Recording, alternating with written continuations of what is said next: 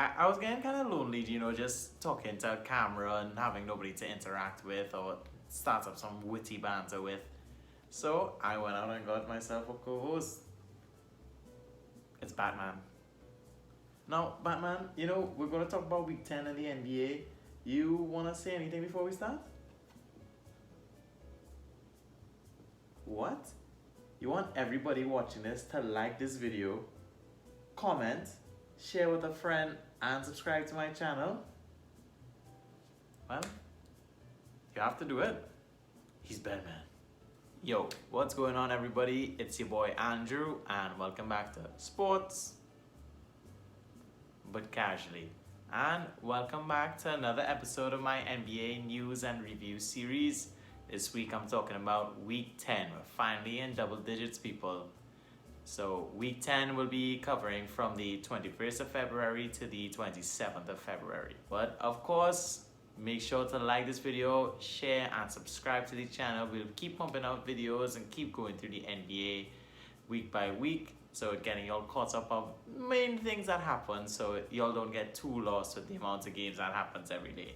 I know it's challenging to keep up to date all the time, but stick with me and you'll at least have a surface knowledge of what's going on. But without waiting any longer, let's get into my week 10 big headlines. So on the 23rd of February, the All-Star reserves were announced by the NBA. These players were selected by the coaches, unlike the All-Star starters, where it's made up of fan, player, and media votes. So congrats to all the players who made it. They have a lot of first-timers like Julius Randle, Zach LaVine, and Jaylen Brown. So congrats to everybody who made it.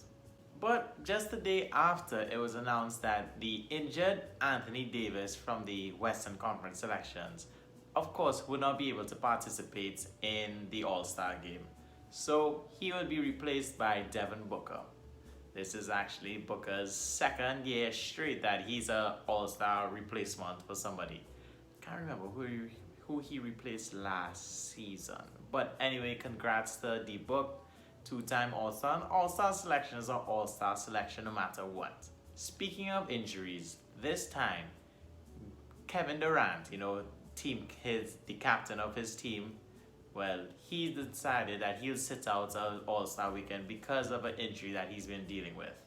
So, Jason Tatum of the Boston Celtics will move from the reserves to the starting lineup to replace him.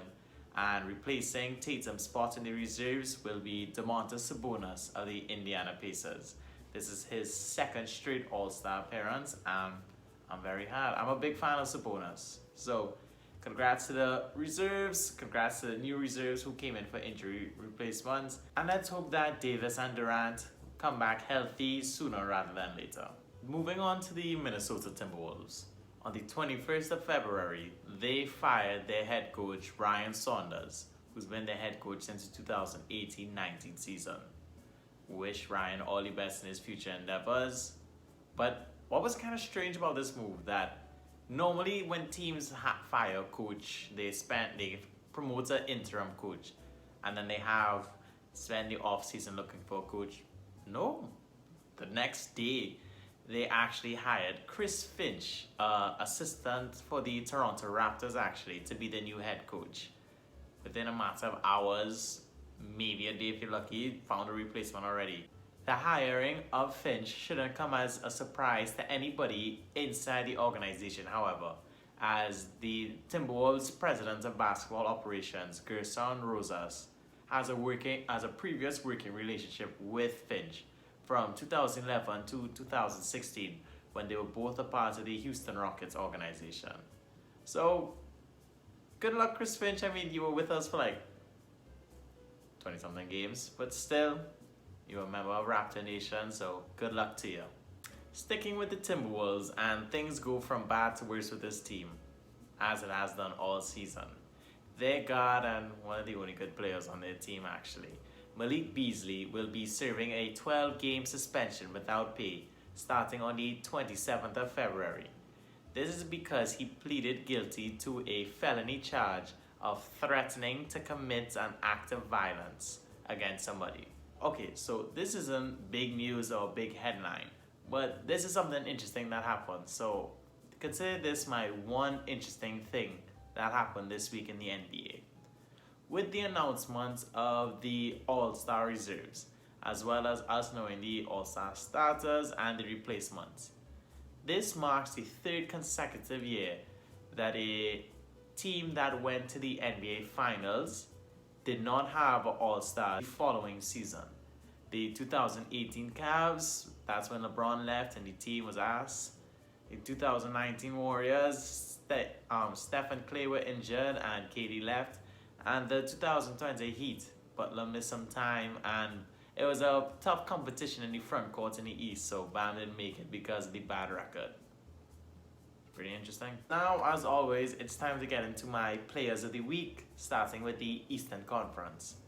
And for the Eastern Conference Player of the Week, I will be selecting Giannis Antetokounmpo. I didn't pronounce it right, but Giannis. The reigning MVP and Defensive Player of the Year has been having a bit of a down season by his standards, and after coming off 5 straight losses, he came out this week guns blazing. In the 3 games he played, he averaged almost 38 points, a little above 5 assists, 12 rebounds, a steal and a block per game, while shooting a little above 56% from the field and 40% from 3 on a little above 3 attempts a game. Moving on to my Western Conference Player of the Week, I'm going to give it to a young guy, gilgeous-alexander of the Oklahoma City Thunder. The young star in OKC has been doing extremely well, leading a surprisingly decent Thunder team. He's done a great job raising the talent level around him and getting the most out of his teammates. In the 5 games he played this week, he averaged just above 27 points a game, almost 6 assists and almost 5 rebounds, shooting almost 60% from the field, while shooting close to 54% from 3 on almost 6 attempts per game. Moving on to my Rookies of the Week, starting with the Eastern Conference. And my Eastern Conference Rookie of the Week for Week 10 is Isaac Okoro of the Cleveland Cavaliers. The 5th overall pick has stepped up his aggressiveness on offense to go along with his great defense. In the 4 games he played this week, he averaged just above 11 points, almost 2 assists and 5 rebounds a game, while getting a steal and a half and a block per game, shooting 51.5% from the field and 47% from 3 on just above 4 attempts per game. Now for my Western Conference Rookie of the Week, I'll be giving it to another member of the Oklahoma City Thunder. That is Theo Maledon. His stats would have looked way better if he didn't have basically a goose egg on Saturday night. But they were coming off a back-to-back, so I'll give him a pass. Ever since he moved into the starting lineup, he has improved his efficiency and has showed off his great playmaking ability. In the 5 games he played this week, he scored almost 8 points, while dishing out almost 6 assists and giving out just about 3 rebounds a game, while getting just above 1 steal per game, shooting 36% from the field and 32% from 3 on about 5 attempts per game. And now we get to the final part of the video, as always, the Week 10 conference standings. You know how this goes by now, comparing the conference standings from Week 9 to Week 10, seeing what teams moved up, moved down, or stayed the same. So you could let me know how your team did this week in the comments below.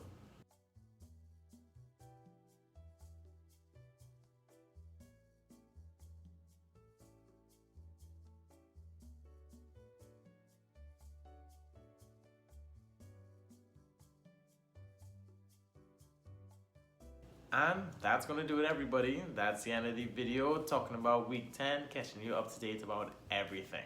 Guys, I just want to give a sincere thank you to everybody who watches my videos, likes, comments.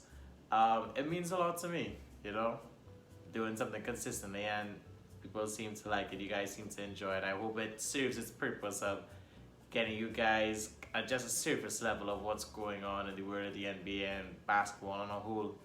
So, to those who watch, those who don't watch, you should start to watch. But to the ones who watch regularly, I just want to say a sincere thank you from the bottom of my heart.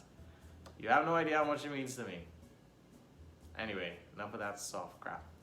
Alright, guys, thanks so much. I'll see you guys for week 11. So, you take care, enjoy your week, and we'll see you back here next week.